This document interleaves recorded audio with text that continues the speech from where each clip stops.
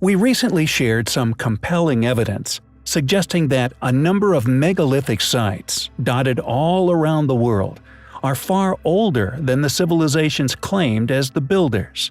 It seems that as modern academia has gained a stranglehold on the education of mankind, it has willfully ignored, and in some cases suppressed, the truth regarding many unexplained ancient ruins found all over Earth.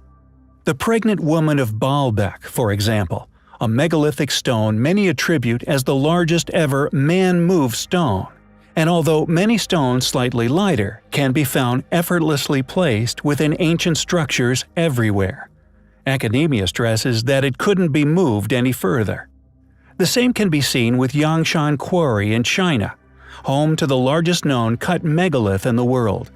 Again, academia suggests that this stone was abandoned due to its size, completely ignoring the enigmatic notches, indicating that the entire shape of these enormous rocks had actually been carved prior to their attempted liberation from the bedrock. They insisted that it was abandoned suddenly, not due to unknown circumstances, but due to them not able to move them. And although the ancient Egyptians, and better known seagoing Romans themselves, claimed ownership to many of these perplexing structures, and clearly displaying a severe level of erosion, there are some sites coming to light which have seemingly been left to the eons, never again being claimed as another's work. Deep within the southern wildernesses of Siberia lies the mountain of Shoria. Rarely visited by humans, and even less frequently studied, this remote mountain, however, was a few years ago discovered to be the home of something astonishing. Now known as the Gornaya Shoria megaliths, their truly astonishing enormity has made it hard for certain fields of study to even give this place a second glance, and although some of the structure now revealed to the world through photographs clearly shows that these remarkable stone walls have indeed an artificial origin, the few funded individuals who have looked at the site have still somehow had the audacity to claim that it is nothing more than a geological formation. Made with stone bricks many times larger than the stone of the pregnant woman, and with them reaching high up into the heavens far above the tree lines, one has to wonder who could have built this cyclopean wall. When did they build it? How did they build it? Where did such enormous stones come from? With such enormous structural blocks, it is no surprise that this mind-boggling structure has survived the tests of time. A remarkable location, one which needs serious archaeological explorations in search of remains, so we may one day ascertain the true builders of this amazing place. We recently covered the perplexing, yet little shared ancient artifact which can be found at the ancient site of Patara.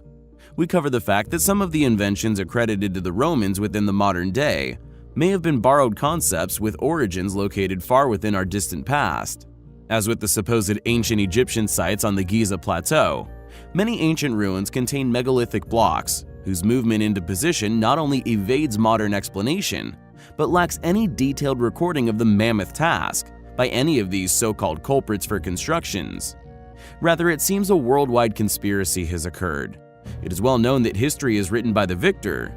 Maybe this is a fitting explanation for the academic ignorance witnessed on a daily basis. Perhaps it's laziness on the part of academics, put with the task of explaining these sites? Or perhaps, as we have detailed on many occasions, a covert effort to occult the truth from modern society. Our claim is not made lightly, but upon the witnessing of talented individuals having their careers and future opportunities crushed at the hands of those who fund, and therefore steer academic study in the directions of their pleasure. The stolen artifacts which tell of this story, the vast documented efforts of the many organizations around the world, tasked or rather funded to gather, pillage, or steal all such items, merely to paint a picture they are told to. But the truth remains, human history is far more interesting than you have been led to believe. But be warned, paradigm destruction can often be distressing. In the popularly regurgitated marketed phrase, Roman columns, after being presented with the following evidence, may begin to feel more like programming than historically truth. The Baalbek Trilithon, a group of 3 horizontally lying stones which form part of the podium of the Roman Jupiter temple of Baalbek, Lebanon. Numerous archaeological expeditions have gone to the site, starting in the 19th century, primarily German and French groups, and research continued into the 20th century. Each of these stones is 70 feet long, 14 feet high, and 10 feet thick, weighing around 800 tons each. And conveniently, each of these modern academic studies concluded the same thing, completely absent of any explanation as to their placement. The entire foundation of this ancient structure is unexplainable, with a number of stones weighing over 350 tons, thus indicative of lost knowledge, not modern architecture. It should seem obvious that to declare otherwise would be foolish, yet this is what's witnessed all over the earth every day. And we are yet to mention the world-famous, yet equally perplexing Stone of the Pregnant Woman, also at Baalbek, and weighing in at an astonishing 1,000 tons. As Yuri Mruzek put it, quote, "In 27 BC, the Roman Emperor Augustus supposedly took the unfathomable decision to build in the middle of nowhere the grandest and mightiest temple of antiquity, having no obvious reasons for selecting Baalbek as the temple's building site. The much greater erosion of the big Baalbek blocks qualifies as material proof of their much greater age." End quote. It seems that as we suspected, the evidence is mounting to support the far more logical claim that an advanced lost civilization's heritage has been stolen by different, more modern civilization all over the world. A great civilization did once flourish here on Earth, one which has been actively suppressed, stolen from, exploited, and hidden for far too long. Thanks for watching, guys, and until next time, take care. Along with the many other currently unexplained feats of engineering present within the ancient ruins of Baalbek's temples, is undoubtedly the variety of ancient stones that were somehow incorporated into the structures. Although modern academia, and indeed its supporters, who are all seemingly suffering with selective research syndrome, claim that Baalbek is a Roman ruin, we feel, as mentioned, the sheer size of the ancient megaliths that were installed masterfully into its construction are obviously far too large for our Roman ancestors to have transported from distant quarries and who have installed into the structure. We are more than open to this proposition that they were indeed installed and built by Romans, if we can be provided with one single logical explanation as to how this was done. But, as of yet, this remains elusive, absent any academic explanation as to the site. As mentioned, the astonishing array of ancient stones is also an area that is rarely covered by individuals attempting to convey an air of all-knowing to the masses, as these features are, just like the enormous megaliths present at the site, currently unexplainable. Specifically, it's the pink granite columns. The reason for our focus on these particular stones is the fact that this pink granite is only available at one known ancient quarry, that being the famous quarry of Aswan, located within modern-day Egypt, an astonishing 1,500 kilometers away. Some of these stones weighing in at more than 10 metric tons, this achievement, we feel, is clear indication of the fact that the builders of these ancient sites were far more capable than that of our more recent Roman ancestors. For example, as previously covered on our channel, Henri Layard brought 2 lamassu weighing in at a similar size around 10 tons to London. This task took over 18 months of arduous suffering for hundreds of our modern ancestors, placed a mere century ago to complete. It included several near disasters, and included loading them onto wheeled carts, complex systems of modern pulleys and levers operated by dozens of men, the utilization of over 300 men in total, a barge, and a custom-built ramp to haul them up the steps and into the museum. How these same curators, historians, and academics alike can continue to claim that our Roman ancestors completed such tasks, along with the placement of such enormous stone megaliths, is to us absurd. Was the unfinished obelisk found within Aswan the work of the same civilization? We feel that these pink granite columns could, in all possibility, be a link that connects these two ancient sites, and in particular, the Great Pyramids. Was Baalbek, with its enormous granite megaliths, built by the same people as the Great Pyramids? Is the giant megalithic exoskeleton of the Great Pyramids, which we have already exposed, built with the same techniques as Baalbek? We find the evidence to suggest such, highly compelling. When asked what are the largest, heaviest, and indeed the once most difficult stones to ever have been cut, transported to, and precisely placed within the great structures of the Giza Plateau, we would have previously stated that the granite ceiling blocks found within the King's Chamber in the Great Pyramid were the largest known, with some of these stones weighing as much as 100 tons. However, it turns out that there exist many other stones upon this mysteriously created plateau, which far exceed the pyramid's inner megaliths. Unsurprisingly, these discoveries are rarely shared academically, or indeed to the many people who pay to visit the Giza Plateau each year. The Valley Temple is but one example of these other, less mentioned, marvelously enormous stones, 8 of which are still present within the structure's ruin, the largest of which still being roughly 3 by 3 by 6 meters in size. Furthermore, the same similarly sized stones can also be found within the Khafre Pyramid Causeway Temple. The structure is also rarely discussed or shared by Egyptologists or archaeologists alike. It seems that academics who fear a loss of funding from particular bodies tend to merely ignore that which they are confronted with, which they simply cannot explain.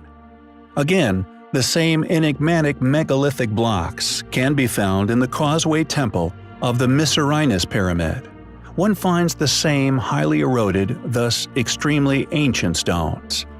It seems that these huge stones seemingly litter the Giza complex, and amazingly, they are successfully ignored merely due to their controversy.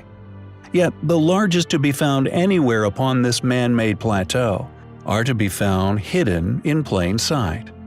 Overlooked for many millennia, the still remaining foundation stones, upon which much of the east side of the Khafre Pyramid once stood, were not lifted into place, but were indeed transported to this location and precisely placed into position.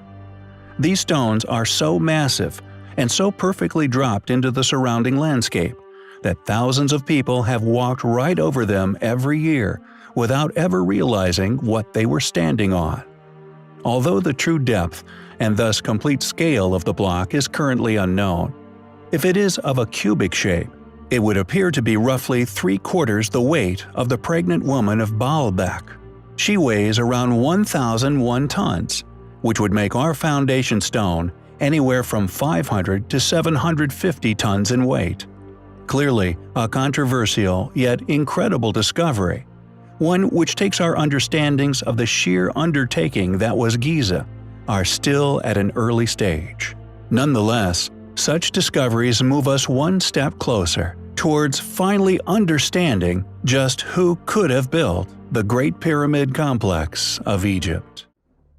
There are many ancient anomalies which can be found upon the Giza Plateau and indeed across much of ancient Egypt as a whole. Many areas which are clear evidence of a highly capable, highly intelligent past civilization who once called this landmass home. Not only are the ancient pyramids a clear feat of incredible ancient engineering, possibly the most astonishing found the world over, but many of the still existing ancient temples are testament to a now lost, yet once incredibly advanced ancient civilization.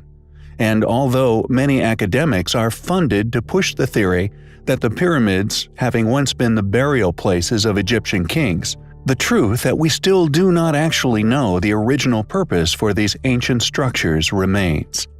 Not only do these structures, along with many other areas such as the basalt floor found at their feet, still show clear evidence of lost technology, unquestionably left by high-speed, high-rotation stone-cutting technologies, and many of the tombs and other artifacts found throughout the ancient ruins unarguably once machine-worked upon enormous, as yet unexplained lathes. But there also exist some astonishing features within the record books, documented anomalies within our own antiquity, regarding some of the biggest yet still existing anomalies within ancient Egypt. Anomalies that, although are now all but lost to history, have been recorded and documented since our own records began, specifically Roman records. The Colossi or Colossus of Memnon are listed as containing some of the largest megalithic blocks that have currently been recorded and investigated across the world. And although these statues have virtually crumbled over the eons, records of these statues stretches back many centuries, features now largely, and we believe, deliberately ignored by mainstream academics. These statues once possessed an astonishing characteristic, one many claimed as a divine experience, one which would draw countless individuals on a pilgrimage across the desert to witness at first light every morning. The Colossi of Memnon were built from a single piece of stone each. They are oriented towards the sunrise at winter solstice, and throughout modern study have had a number of fearless individuals expose their true past grandeur to the world. Estimates for the two statues' original weight are most commonly noted to have been around the 1,000 tons mark, with the most famous report within R.T. Gould's A Book of Marvels, 1937, which contained an estimate of 1,200 tons. The statues are made from blocks of quartzite sandstone, which was quarried at El Gabah El Ahmar, near modern-day Cairo, then transported 420 miles to Thebes. And although modern academia would like to attribute these feats to our more modern ancestors, namely the ancient Egyptians, any logical explanation of how this feat was achieved, or indeed how they were so precisely carved, remains absent from all explanations of these monumental statues, not only their transport and creation, but how these ancient monuments used to sing. Early Greek and Roman tourists who came to hear the sound gave the statue the name of Memnon. Memnon was a hero of the Trojan War, a king of Ethiopia, who led his armies to Troy's defense, but was ultimately slain by Achilles. Memnon was said to be the son of Eos, the goddess of dawn, and after his death, his mother is said to have shed tears every morning. The singing of the statues was attributed to this mother mourning for her son. The earliest written reference to the singing statues comes from the Greek historian and geographer Strabo, who claimed to have heard their song during a visit in 20 BC. The 2nd century Greek traveler and geographer Pausanias compared it to the string of a lyre breaking. Others described it as the striking of brass or a strange, ghostly, almost divine whistling. For more than 2 centuries, the singing statues brought tourists from all over the empire, including several Roman emperors. Many left inscriptions on the base of the statue, reporting whether they had heard the sound or not. Nearly 90 inscriptions are still legible upon their base today. Who created these statues? How were they able to sing? They are clearly an astonishing ancient accomplishment, once achieved by a now lost advanced civilization. Monuments which we find highly compelling.